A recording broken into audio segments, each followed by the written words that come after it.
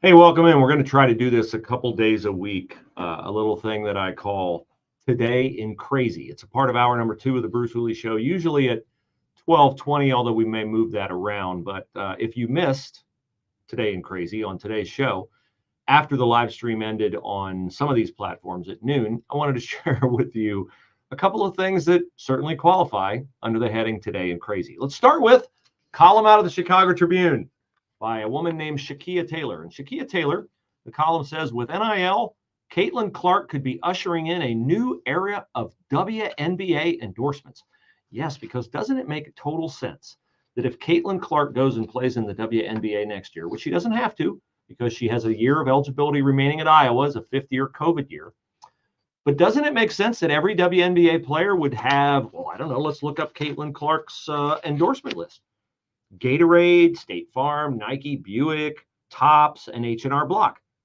I bet they all can't wait to sign the last player on the bench of, can I name an NBA franchise? Oh, yeah, the Indiana Fever. They all can't wait to sign that person because, hey, she might brush up against Caitlin Clark in a game or get posterized by her. Crazy idea, right? That this will open up a whole new era of WNBA endorsements. But wait, it gets crazier. The premise of Shakia Taylor, and I quote her premise, well, as to whether Caitlin Clark, will go to the WNBA or not, and Caitlin Clark hasn't answered that question. Shakia Taylor writes, one particular part of the discourse is the, makes me cough to think of it, the oft repeated lie that Caitlin Clark will take a pay cut to play in the WNBA. Shakia Taylor writes, that incorrect understanding likely comes from the new name, image, and likeness deals in college athletics being thought of as a salary that somehow goes away when a player leaves school. Yes, I think we all believe, right, that companies that want Caitlin Clark as a commercial endorser will not want to touch her once she's in the WNBA. But it gets dumber. So what do you do when you have a stupid premise? Well, you go find a stupid expert to validate that premise. And Shakia Taylor did just that. To gain a better understanding, I spoke to an expert. Can't wait to hear this. Noah Henderson, a professor of sports management at Loyola. Wow. Shakia Taylor in Chicago, professor, Loyola of Chicago. All Democrats in Chicago. Maybe let's all stick together and support each other in this day's edition of Today in Crazy. The quote from Noah Henderson. When NIL in college is conflated as a salary, it then tricks people into thinking athletes who earn more on their endorsement rights than their on-field salary will be taking a pay cut. That is categorically false, he says. As in the pros, you are able to have both. Yes, you are able to have both. But let's talk about the stupid conflating of salary and total compensation. If I tell you Caitlin Clark makes $1 million off of her name, image, and likeness, and I don't know what the number is, but let's just work with a normal number. $1 million. Do you consider that to be how much Caitlin Clark makes, or do you consider that to be how much she makes in salary? The premise of this story is that it's not fair to disparage the WNBA, and that's what this is all about, propping up the WNBA, which has been propped up since day one by the NBA. It's not fair to disparage the WNBA as a league where Caitlin Clark will make less because her salary will go up in the WNBA. What will it soar to? What is the incoming salary of somebody in the WNBA? Well, I'll quote from Shakia Taylor because she's an authority on this, right? The WNBA rookie pay scale means Clark will go from a zero base salary at Iowa, because you're not allowed to pay players in college,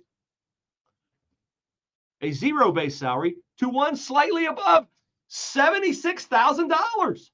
Wow. They're rolling in it, the WNBA. They're rolling in something.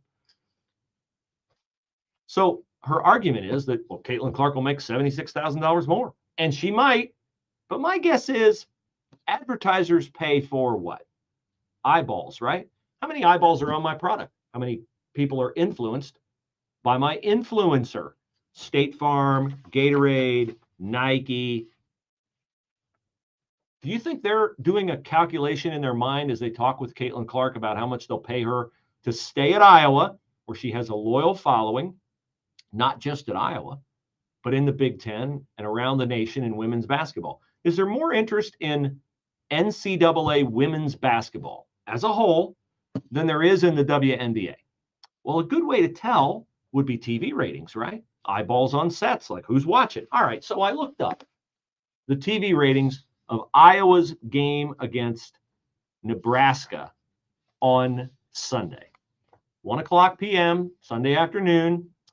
And the eyeballs on that game were average 1.8 million. Start to finish, average 1.8 million.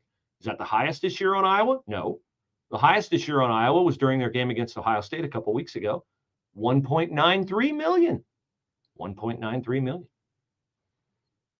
Earlier than Ohio State, they played Maryland, and the average was 1.5 million. Average, start to finish. So then I thought, well, let's be fair to the WNBA, Bruce. Let's look up TV ratings on what would be the highest rated WNBA game of the year. The game that decides the WNBA championship, right? Like everybody around the nation is on the edge of their seats for that. So what were the average ratings for the WNBA? I had it on my screen and I lost it, but I'm going to look it back up again because I want to make sure I don't get this wrong, because if I get it wrong, that's what people will do. They will complain about, oh, you were 100,000 off or whatever. TV ratings for WNBA championship. And it was between, I bet you're impressed, I know this, the Las Vegas Aces and the New York Liberty. Game 4, 2023 WNBA Finals. Averaged, remember those were the numbers we were talking about with Iowa, Nebraska, Iowa, Ohio State, Iowa, Maryland. Average viewers, 889,000.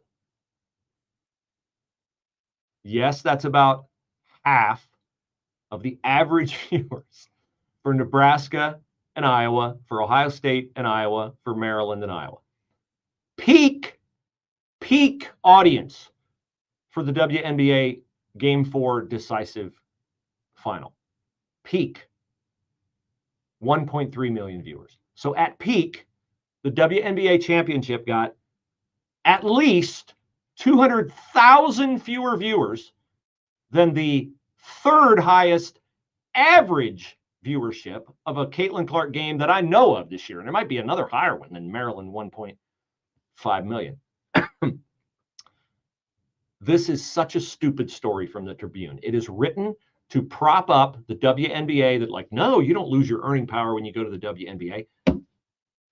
You might as well vanish into a black hole of nothingness when you go to the WNBA. Now, Caitlin Clark may be different because she's a transformative talent and she'll probably garner more following than Kelsey Plum or Kelsey Mitchell, or I probably screwed up one of those names and I'll get dinged for that.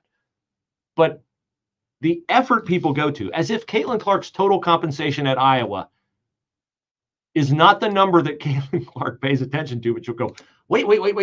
Nike will go, wait, we'll pay you like $500,000 to stay at Iowa. If you go to the WNBA, we can only pay you like, I don't know, $50,000. And Caitlin Clark will go, yeah, but my salary will go up from 0 to $76,000. Like, I'd be an idiot not to leave. Unless she didn't take math ever, she'd be an idiot to leave Iowa after this year and go to the WNBA. Okay, that's the one story today in Crazy. Here's the other one from politics.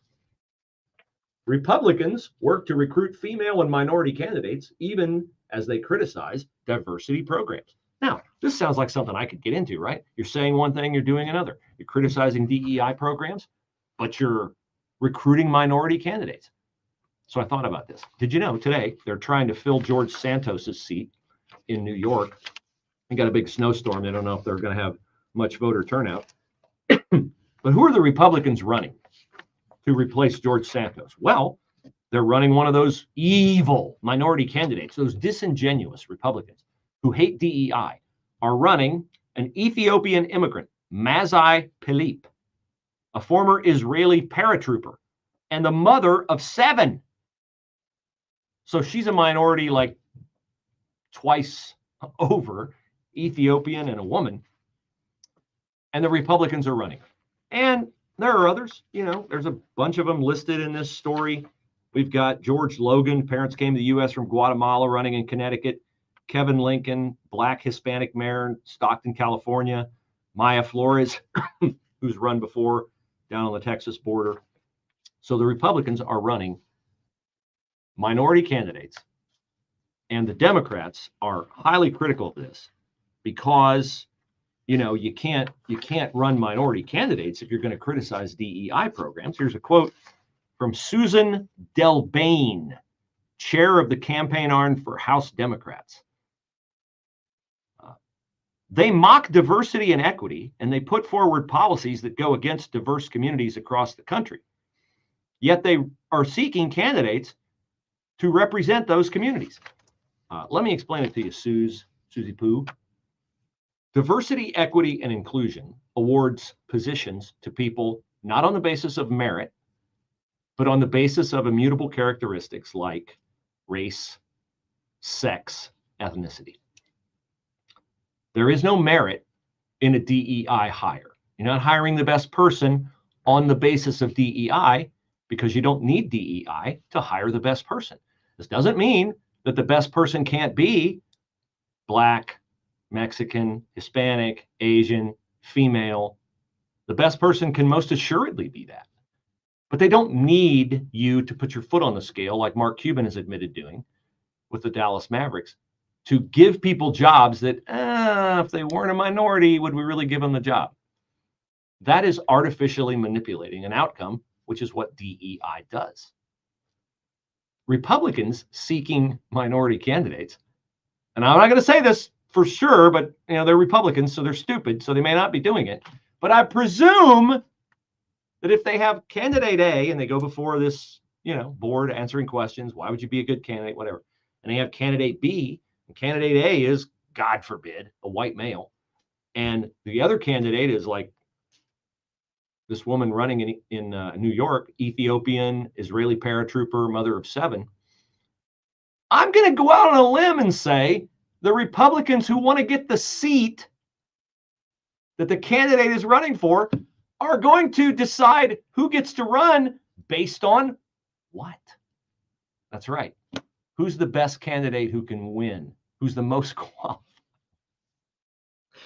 By seeking minority candidates, Republicans are not saying that we're trying to pull a fast one here on DEI. What Republicans are saying is that we have a broader base than we used to have, and we're going to go out and let people know that we're open to running the best candidate no matter what you look like, no matter what your sex is.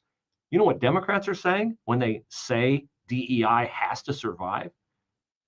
They are saying that the only way a person who is Black, Hispanic, Asian, Filipino, the only way a woman, the only way whatever your immutable characteristic is that you favor can get the job is if we give you credit for something that you had no hand in.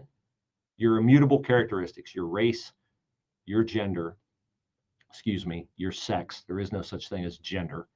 Your race, your sex, your nationality. The Democrats' devotion, enslavement to DEI is, in fact, an endorsement and an embrace of outright racism. So that's Today in Crazy. The lady in Chicago who thinks that Caitlin Clark's total compensation is not her pay, and the Democrats who are not going to go down without a fight on DEI, but they are going to go down, and that is going to go down, and America will be the better for it. Thanks for watching the Bruce Hooley After Show. Let me remind you of 2 things. Number 1, you like steak? Best steak you've ever eaten? Not exaggerating. No hormones, no antibiotics ever. Steak that are genetically bred according to the characteristics that make the best marbling in the meat. They are grazed on grass. They are raised in crops raised on that same ranch. They are not trucked to market. They are butchered there. Their meat is aged, flash frozen, and shipped right to your door. If that sounds good to you, if you'd like about 10 or 12 pounds of New York strip, filet mignon, chuck roast, great ground beef, go to riverbendranchsteaks.com/Bruce Hooley. riverbendranchsteaks.com/Bruce Hooley. Also, if you need flooring of any kind, I sell flooring when I'm not doing radio. So reach out to me via my email address, brucehooley@gmail.com, brucehooley@gmail.com, and I'll get you hooked up. I'll come out, measure your house. We'll get you all hooked up. We'll save you money. We don't have high-end wrapped vehicles and high rent district stores. Our installers are accountable to us. They've worked for us for 20 years. We'll get you installed in a month, not in 6 to 8 weeks, and we won't hold you up in the process of doing it. So that's what I have for you today on Today in Crazy. Have a great rest of your day, and please, please don't be crazy. We'll see you soon.